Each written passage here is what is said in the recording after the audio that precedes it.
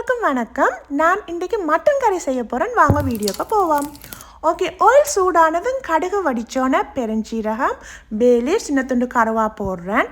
Okay, சின்ன வெங்காயம் போட்டு அதை கண்ணாடி பதம் வர்ற வரைக்கும் நல்லா வதக்குறேன். அதுக்கப்புறம் ginger garlic paste, green chilli and curry leaf போடுறேன். அதையும் வதக்கி கொண்டிருக்கிறேன். ஓகே, நீங்கள் இந்த வீடியோவை இந்த யூடியூப் சேனல் சப்ஸ்கிரைப் பண்ணாமல் பார்த்து கொண்டிருக்கிறீங்களா, ப்ளீஸ் சப்ஸ்கிரைப் பண்ணுங்கள். நீங்கள் ஒவ்வொரு தரம் இந்த யூடியூப் சேனலை சப்ஸ்கிரைப் பண்ணுங்க எனக்கு இப்படியான வீடியோ செய்யணும்னு கூட என்கரேஜ் பண்ணுற மாதிரி இருக்கும்.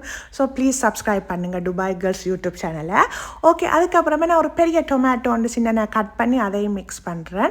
அதுக்கப்புறமா நான் ஜெஃப்னா கறி பவுடர் போட போகிறேன். உங்களோட உரப்புக்கு தேவையான அளவு ஜெஃப்னா கறி பவுடர் ஆட் பண்ணிவிட்டு அது ஒரு பச்சை மணம் போகிற வரைக்கும் நான் அதை ஒரு வறுத்தெடுக்கிறேன். அதுக்கு பிறகு நான் கழுவி வச்சுருக்கிற மட்டன் எடுத்து அதை நல்லா மிக்ஸ் பண்ணி விடுறேன். ஒரு குவிக் டிப், நான் இந்த மட்டன் கறியை ஸ்லோ ஃப்ளேமுக்கு மீடியம் ஃப்ளேமுக்கு நடுவில் தான் வச்சு குக் பண்ணுறேன். ரெண்டா கொஞ்சம் மட்டன் சாஃப்டாக வரும். ஓகே, இதுக்கு மட்டன் நல்லா மிக்ஸ் பண்ணதுக்கு பிறகு தேவையான அளவு உப்பு போடுறேன். ஓகே, நான் நல்லா மிக்ஸ் பண்ணிட்டேன். இப்போ நான் இப்போ இதை மூடி விட போகிறேன். நான் இது இப்போ எந்த ஒரு வாட்டரும் ஆட் பண்ணல. மட்டனில் இருக்கிற வார தண்ணியிலே இந்த மட்டன் கறி அவிய போகுது.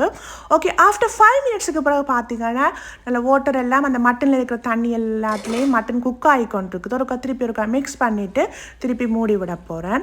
ஒரு 15 மினிட்ஸுக்கு பிறகு பார்த்தீங்கன்னா ஸ்டில் வாட்டர் இருக்குது மட்டனில். ஸோ அது அவிஞ்சு கொண்டு இருக்குது. ஸோ வாட்டர் இன்னும் ஆட் பண்ண தேவையில்லை. ஸோ அதை மிக்ஸ் பண்ணதுக்கு பிறகு திருப்பி மூடி விடுறேன். ஓகே, ஒரு ஆஃப்டர் 25 மினிட்ஸுக்கு பிறகு பார்த்தீங்கன்னா மட்டன்லேருந்து வர தண்ணி எல்லாம் வற்றிட்டு ஸோ இன்னும் மட்டன் அவியணும். ஸோ கொஞ்சம் ஹாட் வாட்டர் ஆட் பண்ணுறேன். அதையும் ஆட் பண்ணிவிட்டு நல்லா மிக்ஸ் பண்ணினதுக்கு பிறகு ஒரு 45 மினிட்ஸுக்கு பிறகு மட்டன் நல்லா அவிஞ்சிட்டு ஸோ இனி நான் ஒரு கரம் மசாலா 2 டீஸ்பூன் கரம் மசாலா போடுறேன். இந்த கரம் மசாலாவை நீங்கள் இறக்குற டைமில் போட்டிங்கன்னா நல்ல வாசமாக இருக்கும்.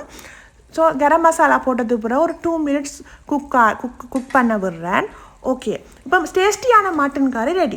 ஓகே, மட்டன் ஆறினதுக்கு பிறகு அரை தேசிக்காய் எடுத்து அதை நல்லா புழிஞ்சு விடுறேன். ஓகே, இப்போ டேஸ்டியான மட்டன் கறி ரெடி. ஓகே, இந்த வீடியோ உங்களுக்கு பிடிக்குமென்னு நம்புகிறேன். பிடிச்சிருந்தால் லைக் பண்ணுங்கள், கமெண்டில் எப்படி இருக்குன்னு சொல்லுங்க. ஓகே, நான் இன்னொரு ஃபன்னான வீடியோவில் உங்களை மீட் பண்ணுறேன். இந்த வீடியோ பார்த்த அனைவருக்கும் ரொம்ப நன்றி. பாய்.